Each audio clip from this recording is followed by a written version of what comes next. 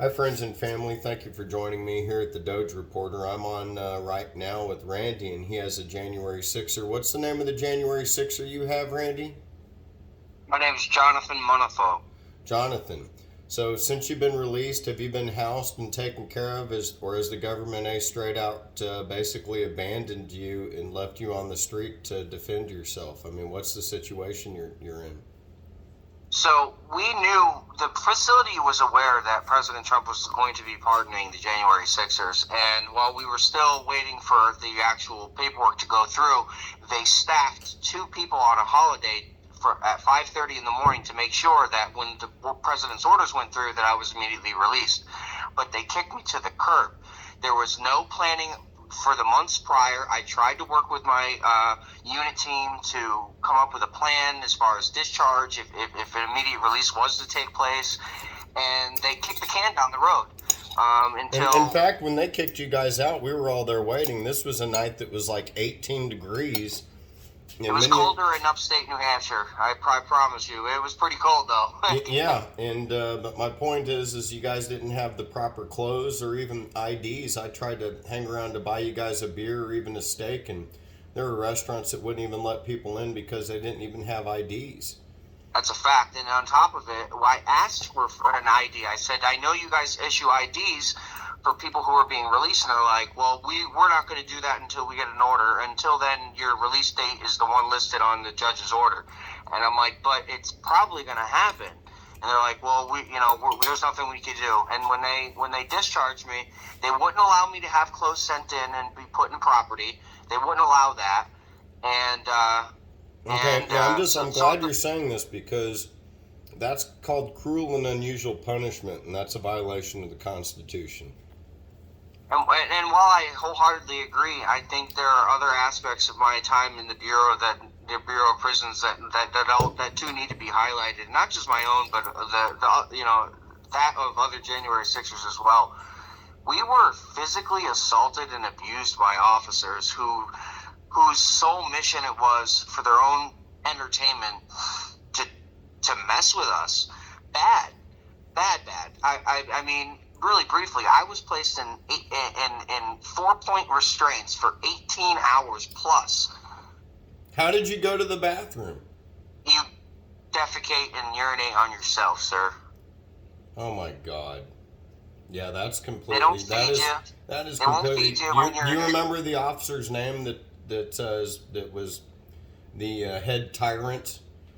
I have all that information. Yes. Okay, good, because I'm just going to say something.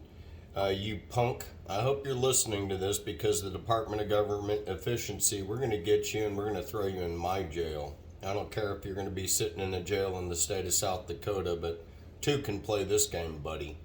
All right, go on. Let's hear some more of this because I'll tell you, accountability is in order here. And we're going to make sure that certain people are punished for the way in which they treated our January 6ers. I guarantee you that this is something that we're not going to stand for. In fact, we're doing a church. We're going to bind together and reactivate an old church in D.C., and we're going to make sure that everybody's heard daily as far as even from you January 6ers so that we can, protect our people and the innocent because you're innocent till proven guilty, but we all know that you guys are not guilty. We know that you're doing your constitutional right to peacefully assemble for a redress and grievances. And the only person that was assaulted or hurt or killed was Ashley Babbitt. But go on as far as so you guys were put in restraints. You were forced to defecate on yourself. And did this humor them? Did they think this was a game or something? Is that basically what was going on, or what? The more you protested, the more you spoke out about what was being done to you. They just enjoyed it all the more. And here's the thing: while a lot of the officers, in my opinion, are patriots, these people serve the country. They're also, we need to support our returning veterans. And it's a really good point that you make because when they get into these jobs, they see us as the enemy. And it doesn't matter what you're there for or whatever. There's a prison culture amongst officers to abuse inmates. Period. Full stop. Right. It's just the way it is.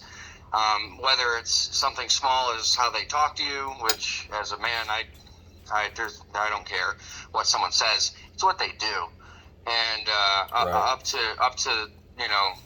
extreme torture and abuse just for their own entertainment. And it's just sick. It's sick that it happens. It's sick that there's no oversight. Good officers in the BOP are demanding oversight for situations. You can't report an incident like that because there's retaliation. There's no doubt it's going to make things way worse. So there's nothing you can do. It sounds like we need to have a live stream in there like they do in other jails where we can have actually congressmen push a button and have the ability to watch live stream what's happening in every single inch of that place so that they know that they're being monitored as well.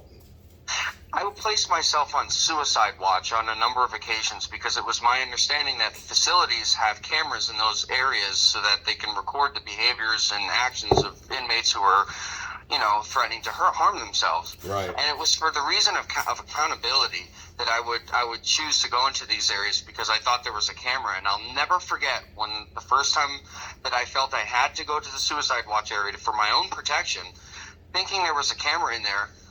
I was sorely mistaken. The camera was there was a camera installed in there, but they removed it, and there's no accountability. And they may say they have work orders in for repairing cameras or repairing things, and they may have a paper record, but it doesn't do it justice. These things go on untended for months and years at a time, and they just don't care, and there's no accountability. So what I call for is not just the ability of Congress or overseers to be able to look into our jails at any time, but I'm calling for body cameras on officers at all times, not intermittently used, not when an event is taking place, but constant 24-hour monitoring of officers in prisons nationwide. Yeah, it has to happen just so that we can have safety for you guys and everybody else, because what's happening is just a travesty of justice, and we all know it. It can't happen anymore.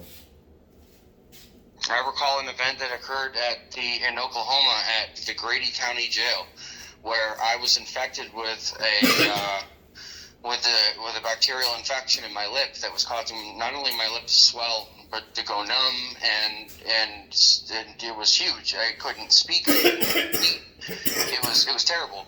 And the doctor made very specific recommendations and ordered medications. And just because I was a J6er, and they made it clear it was because I was a J6, and the accusations surrounding my incarceration, that they didn't follow the doctor's orders. And just to exacerbate the issue with my lip at the time, and wow. it was bad. So I have permanent loss of feeling in my lip, in my lower lip. Wow. And then injuries to my eye for another event that happened at the Northern Neck Regional Jail. That was terrible. But they had a board meeting last night, and I encourage your listeners to check that out. That was pretty interesting. Yeah, it's just unacceptable with what they've done. I mean, I can't accept it. So, anyways, we're gonna let everybody hear this on Doge so that we can just have some sort of accountability going on. Yeah. Hey, we appreciate that, and if it's something that you're okay with, I'd love to just give a shout out for my Give Send Go, and tell people how they can help support me while I'm trying to get back on my feet. Absolutely, go for figure it. things out. Yeah. So I can be found on GiveSendGo.com. How do you spell that? Gifts and Go?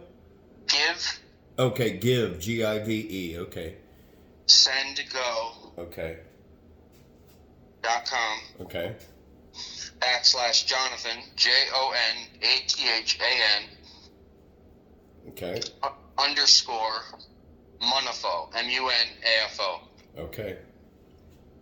And the monies that have been raised so far were used during the time of my incarceration. So So there's nothing right now that just shows the total amount that has been raised since the initial from the beginning of the campaign. So again, I just don't anyone under the impression that that's what I'm working with now. I'm certainly grateful for anything that people can do, and I just want to thank the folks that have already given so much of their time, so much of their energy and finances to help support us. We thank you, and your love. Absolutely. We're going to make sure that people reach out to you, and then we just got to keep the ball rolling. I'll be out there at CPAC, and then let's just interview a lot of people and take over a church and make sure that we have a home base so that we can take care of all you guys, and then get you on your feet and do prison reform and just get this nation in the right direction once again. Because we won, and now it's time for us to continue that, because it's we can't just let this be swept underneath the rug, so to speak. There's no way, with what my friends and myself have gone through, that I can sit back idly.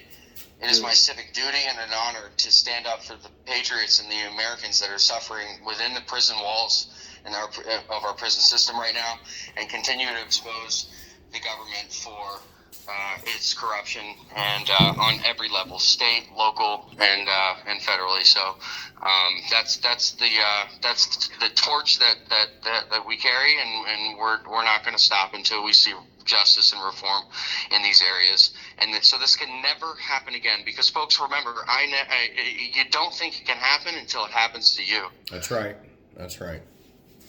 Okay, well, I'm going to post this right now on Doge Reporter, and then Randy, call me back here in maybe 10 or 20 minutes so we can see how it goes. Absolutely.